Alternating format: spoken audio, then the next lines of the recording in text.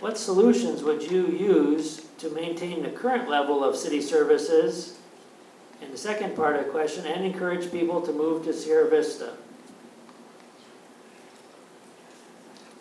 I heard you.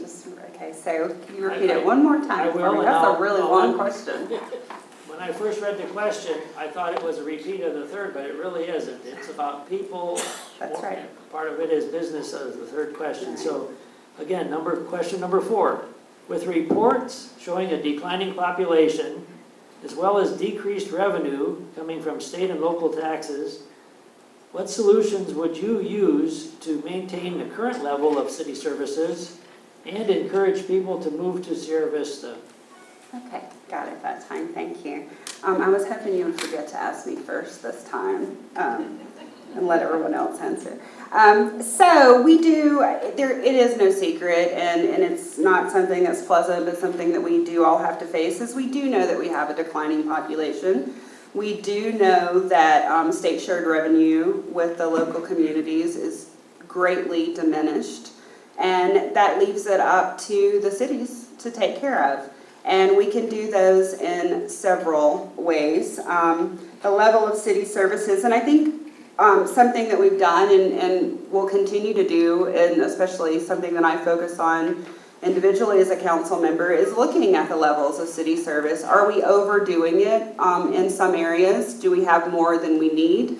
Do we have more than the people want? And I think a frank evaluation of those services is in order. And we have done some of those things, changing routes with the transit system, looking at the Cove and some of the hours that they're open, looking at the library and some of the ways that times that they're open. Those are all very important services that we have, and people really enjoy them. But if on a Monday they're not coming, then there's no reason for us to pay staff to have them, in my opinion. And we've done that. So that's one way, is to maintain the services that we have, but maybe at a slightly decreased level. As far as bringing people in, I think it goes right back to selling Sierra Vista, being good ambassadors for our community, letting people outside of our community know what we have to offer, our great outdoors, and just as we say, our extraordinary skies and uncommon ground. That's a very true statement for our city, and we have to let people know about it. The more that I see people coming in visiting for the first time, they're very impressed with our community, and they're coming. Programs such as RSVP is also another way to bring people in. That's the Retire Sierra Vista program. Thank you. Donald, same question. Would you like me to repeat it? Please. All right. Is that you, Rick? Okay, that was your alarm resetting, okay. With reports showing a declining population, as well as decreased revenue from state and local taxes, what solutions would you use to maintain the current level of city services and encourage people to move to Sierra Vista? Okay, so I know transit has been kind of a sore subject, and it's been in the forefront here for quite a bit of time. And I think we really need to evaluate Vista Transit. I get it. I understand the need for public transportation. I just think we need to really look at that system and make it more cost effective than what I see the numbers on it right now. So I think we need to look at what we're doing, our services that we're providing, and restructure them so that they're more cost effective and we're getting more bang for the buck for what we're doing. As far as attracting people, we do have the economic development manager, and when I was at the council orientations, I was pretty impressed with what I saw, how they're reaching out in tourism. I think they should go ahead and they should expand that and try to promote business. That's what we're trying to do, is promote our economy and to bring more business to Sierra Vista. Look, ever since I can remember as a kid, I've heard the song that we need to gain our independence from Fort Huachuca. Fort Huachuca is a great place. We need to protect Fort Huachuca, and we need to maintain a relationship. But should BRAC come or something, we need to be able to sustain ourselves and stand on our own 2 feet. And the only way we're going to do that is to bring business. Tourism is great, and I'm all for tourism. But I think we should focus a little more on business, because business is what brings jobs, and jobs is what stabilizes the economy. All right, thank you. Kristine. Yes, sir. I think the number one thing that we really need to look at is increasing revenues. The bulk of the money that we get in the budget to spend actually comes from sales tax. And so we need to obviously increase that sales tax. And how do we go about doing it? And I would say that the reason and the way we do it is by using the concept of economic gardening. And fundamentally what that means is that entrepreneurs drive the local economy.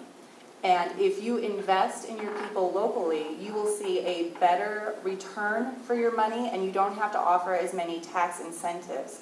We need to help build up the people here who are already here and their current people that have ideas, that have the knowledge, and have the education to bring more businesses here and to help those current businesses increase their revenues. As far as encouraging people to come to Sierra Vista, once again, to me, it really just comes about to being a place that people want to be. Show people that they want to be here. The quality of life here is really amazing. For example, I will say, we came here to Fort Huachuca in the military. We had several different options. I chose to come to Sierra Vista because I could see what a great place this is. And we need to keep that going, and we need to be able to show other people what a great and wonderful place this is so that they can come here. So then we can invest in them as well, and we can continue to grow our economy. Thank you. Thank you. And Gwen? Thank you, Liz. This is a good question, and I think it's complicated, though. I believe that in order to encourage people, I'm going to attack it from that end first, encourage people to come, they have to see the community. And one way we can try to make that happen is to have some events in our community that draw people to here. I know lots of folks have moved here because they came, they saw, and they liked, and they stayed. And we used to have a saying, I believe that was, where visits last a lifetime. I've heard that played with a little bit, but I think it was really true for many, many people. They loved it here, and so they stayed. So events will get people here, and then they will make decisions about staying. And as Rachel said, they'll stay, and also Kristine, they'll stay because they like it here. It's a good place to live. We also, in order to maintain the current services that we offer in our community, I happen to believe that we are maintaining with great difficulty already.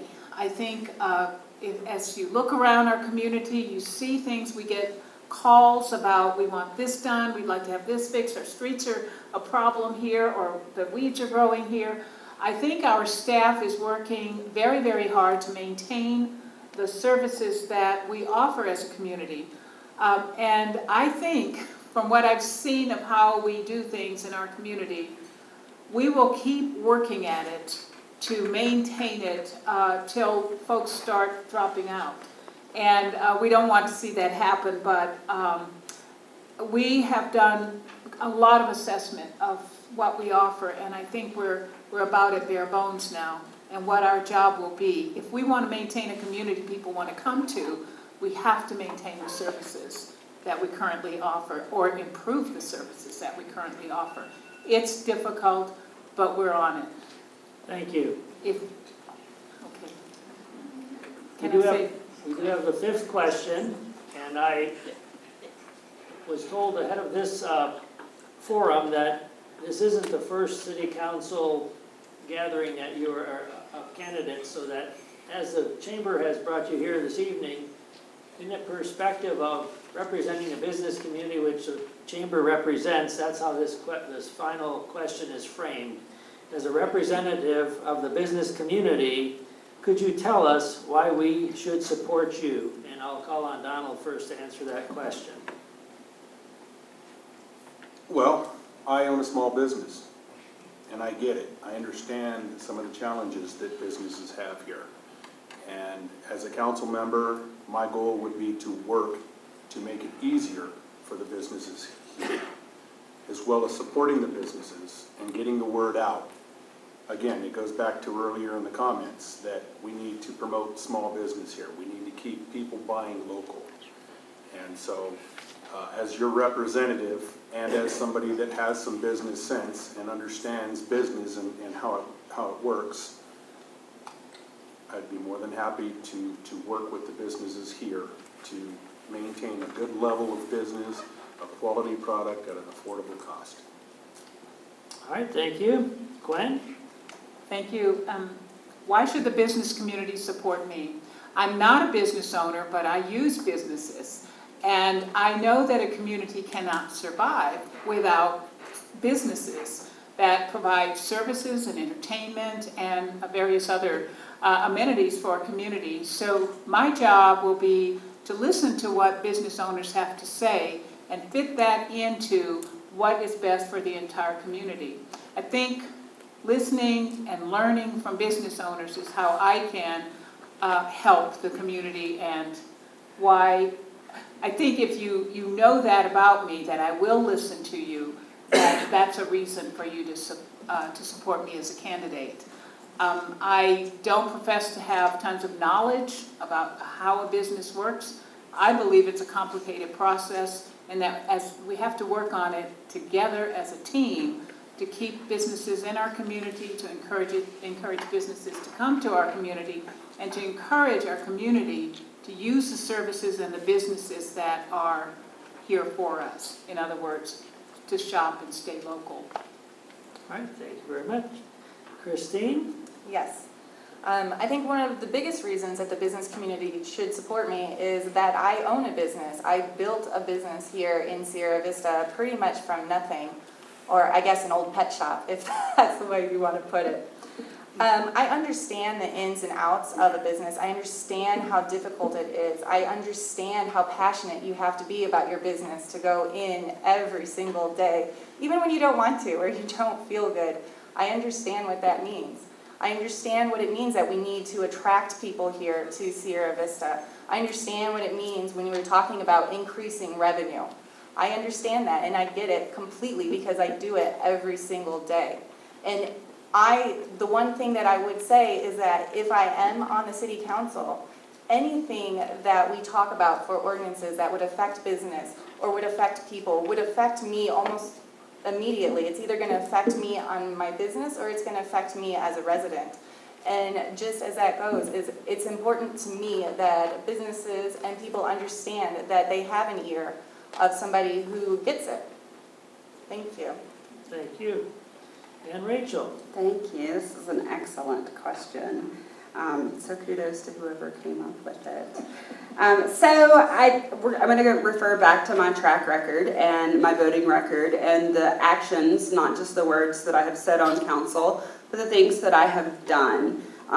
Anytime an issue comes up that relates to business, that relates to our community as a whole, I try to go out and talk to the people it's going to directly affect. I don't pretend to know it all. I do have a great business mind, I think. I've got a proven track record when it comes to helping, consulting, and growing business. It's something that I did back in what I call my professional career years ago. But I go out and I talk to the people that it completely affects. If it's going to have a negative effect, if something that we're doing in planning and zoning is going to have a negative effect on our business community, therefore having a negative effect on our community as a whole, we need to look at that again. So I think my biggest asset is listening and being able to take that and break it down and understand in a business sense what that means.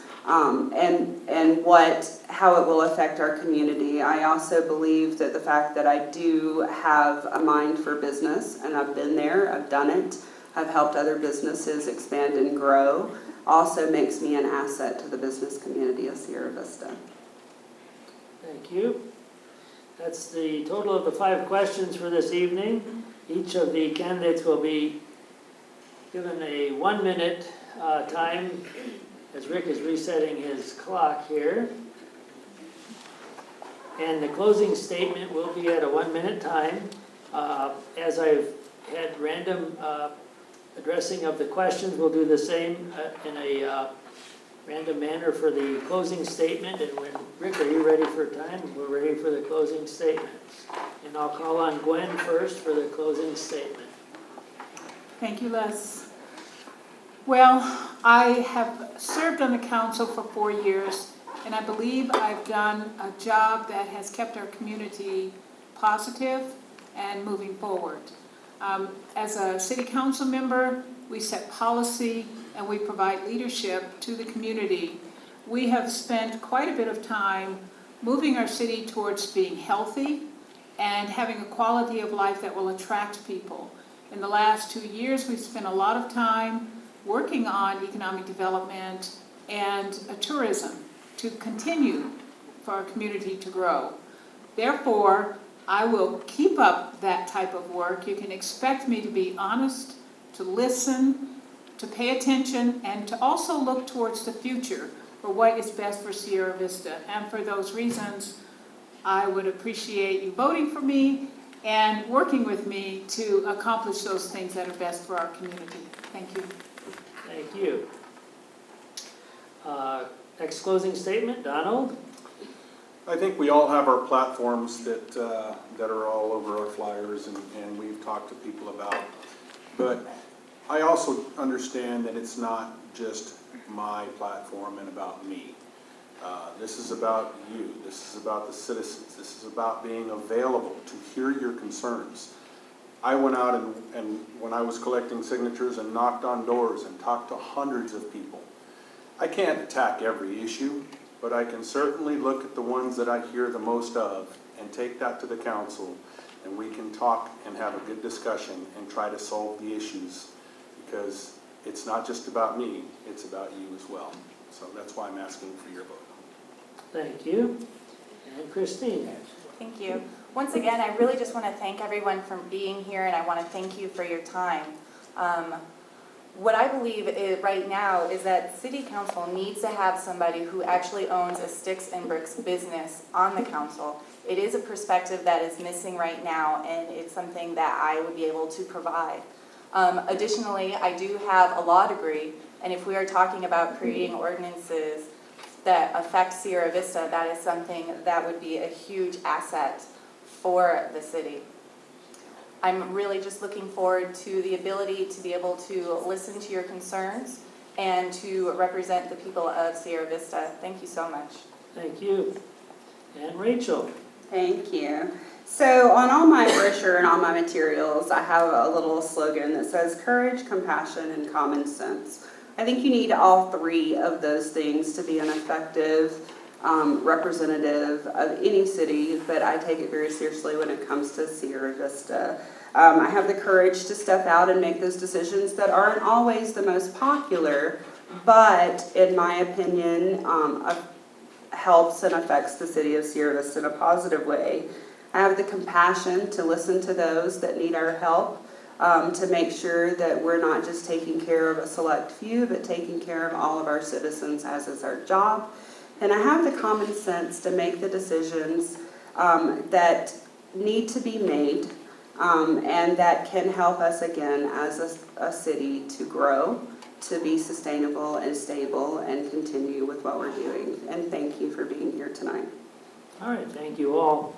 Thank you for making our timekeeper's job easy also. I believe he's got a sigh of relief.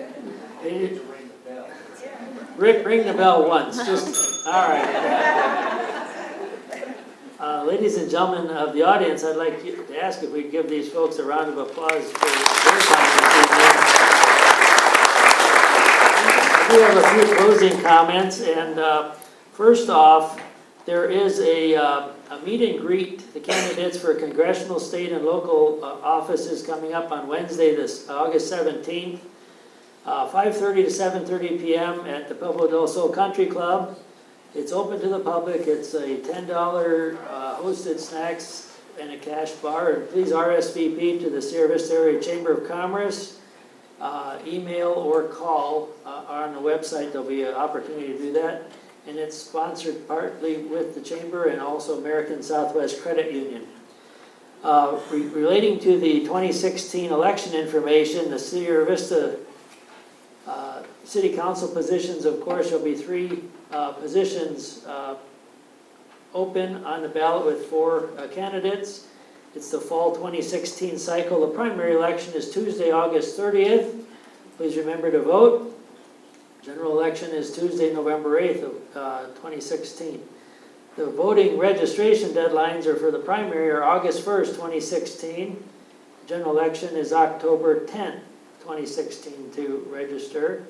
And early ballots can be requested through the Cochise County Recorder's Office.